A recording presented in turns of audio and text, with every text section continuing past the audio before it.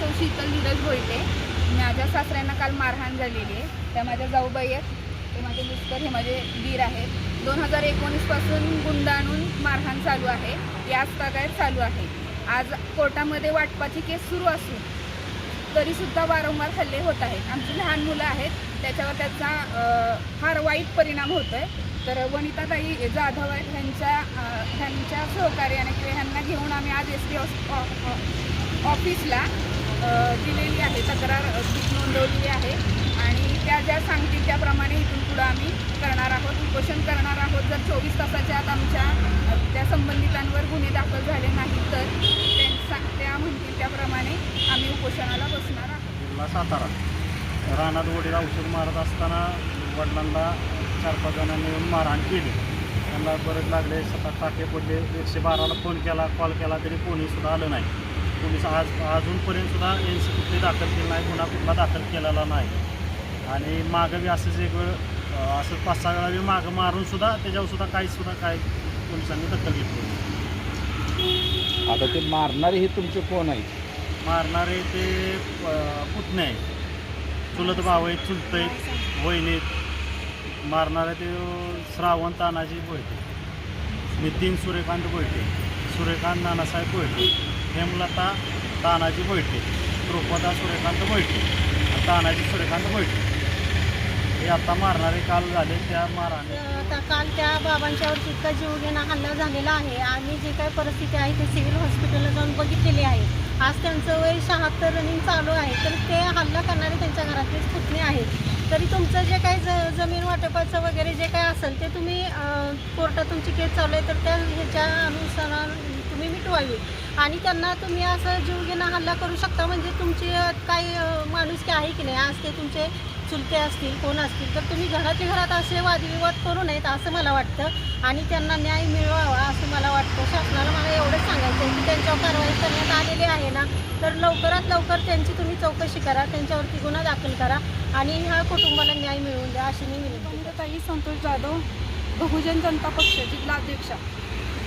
आज ह्या चंद्रकांत बोलते यांच्यावर खूप गांभीर्याने हाणमार झाले.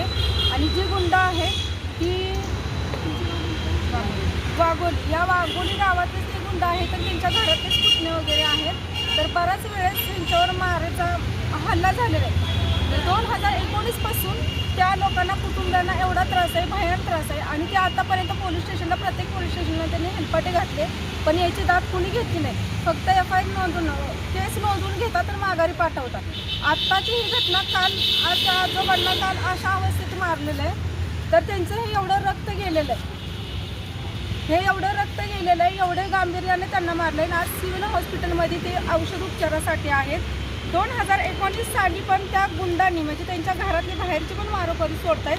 आणि शिवाय घरातली पण जी गुंडे आहेत त्यांच्या घरातले पुतणे असतील किंवा आणि अदरवाईज कोणी असेल तर ही अशा प्रकारे ह्या गुंडांची त्यांना अपरात्री रात्री त्यांना अशा पद्धतीत गुंडे सोडून मारहाणीचा हल्ला होतो आहे. 2019 साली पण बाबांना अशाच पद्धतीत मारलं होतं. ही 2019 सालीचा हा विषय आहे.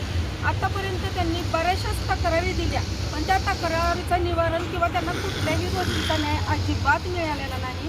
आज आम्ही इथं आम्ही साहेबांना भेटलो आहे आणि साहेबांना भेटून आम्ही त्यांना सांगितलं आहे की जेवढं होता होईल एवढी त्यांच्यावर कारवाई तुम्ही केली पाहिजे.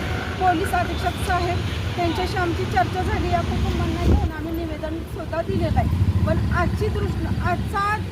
कालचा दिवस इतका गांभीर्यानं होता की आज त्यांची कोर्टात म्हणजे बोलवणं झालं होतं त्या बाबांना फलटणच्या इथे, तर तिथं ते पोहोचू नयेत म्हणून हा काल त्यांच्यावर हल्ला जोरात झालेला आहे.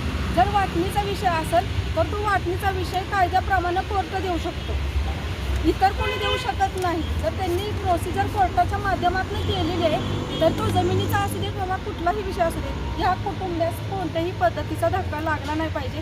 ही प्रशासनानं नेहमीच दखल घेतली पाहिजे.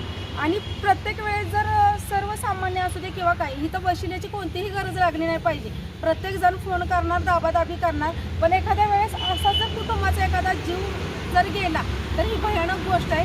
तर शासनानं वेळेत ह्याच्यात लक्ष घातलं पाहिजे. आणि ही नारादमा आहेत कोण मारणार, त्यांच्या घरातले असू दे, किंवा हे गुंड मी आता तुम्हाला दाखवले अशा पद्धतीत जे गुंड आहेत, 2019 साली पण बाबांना अशाच पद्धतीत मारलं होतं. 2019 साली पण बाबांना अशाच पद्धतीत मारलं होतं. आणि आज त्यांची दाद कोणी घेतली नाही. तर ही भयानक गोष्ट आहे. तर शासनानं वेळेत ह्याच्यात लक्ष घातलं पाहिजे. ही नारादमा आहेत कोण मारणार, त्यांच्या घरातले असू दे किंवा हे गुंड मी आता तुम्हाला दाखवले अशा पद्धतीत जे गुंड आहेत ह्या पद्धतीत हे जे गुंड आहेत ते वारंवार त्रास देतात. आज महिला आहेत, त्यांच्या मुली आहेत.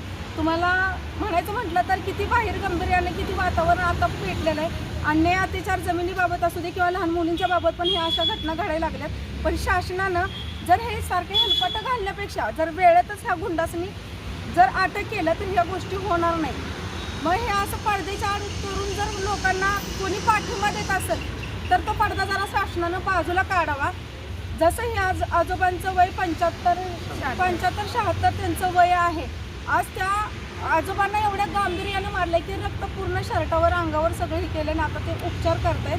तर जी नराधम आहे त्यांच्या पुतण्या असले किंवा वेळेत त्यांना शासन झालं पाहिजे. आणि 24 तास आता ही NC तर दाखल केली होती, पण आता त्यांना 24 तासाच्या आत उचलून त्यांना आत टाकलं पाहिजे. आणि त्यांना समज नाही तर जरा चांगले टोलं वगैरे देऊन त्यांना दाखवलेलं काय असेल ते शासनानं तर उपयोग होणार आहे. अन्यथा ही असं जमिनीच्या ह्याच्यावरून कोणाचा नाही कोणाचा तरी कुटुंबाचा बळी पडू शकतो. आज शासनानं जर वेळेत लगाम घातली असती किंवा ह्याच्या अगोदर जी NC दाखल केलेली त्यावेळेसच जर हे सगळं घेतलं असतं, तक्रार दाखल करून घेतली असती तर कालची वेळ आली नसती. आज ते बाबा गांभीर्याने दवाखान्यात आहेत आणि ह्या महिलांना तिथं सगळ्यांना भीतीचं आता वातावरण आहे.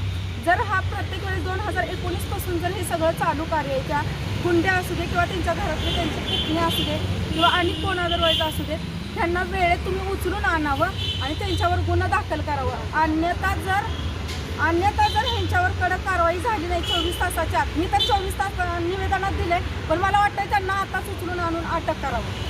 तर ह्या महिलांना कुठंतरी संरक्षण किंवा कुटुंबाला संरक्षण मिळते. आणि जी काय कोर्टा माध्यमातून त्यांनी जी केस टाकलेले जो निकाल लागणार आहे ना ते कोर्ट ठरवणार आहे.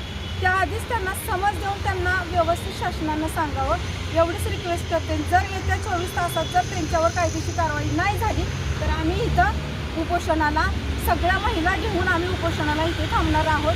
याची शासनाने वेळेतच लक्ष घालावं आणि वेळेतच त्यांना अटक करावी. आणि ज्या पोलीस स्टेशनला त्यांनी आता सांगितलं त्यांच्या तिकडच्या तर त्यांना पण जेवढा होता होईल एवढं त्यांनी त्यांच्या ताब्यात घ्यावं आणि पुढील कारवाई करावी. इथून पुढं कुठल्याही या कुटुंबाला धक्का लागला नाही पाहिजे ही शासनाने वेळेत सांगितलं पाहिजे. जर या कुटुंबाला आज बऱ्याच वेळा हे विषय झालेले आहेत. आज ते माझ्याकडे आले, त्यांनी सांगितले हे गांभीर्यानं परिस्थिती बघितली, मी स्वतः जाऊन बघून आले दवाखान्यात त्या बाबांना.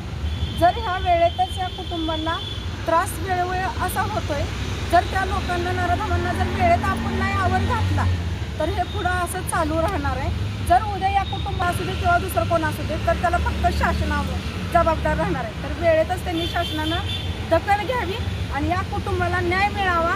आणि जी नराधमं आहेत 2-4 असतील त्यांच्या ह्याच्यातली, हे गुंड असतील किंवा घरातली कोण असेल तर त्यांच्यावर डायरेक्ट कायदेशीर कारवाई करून त्यांना आत टाकावं एवढं मी बोलते आणि थांबते. जय हिंद, जय महाराष्ट्र.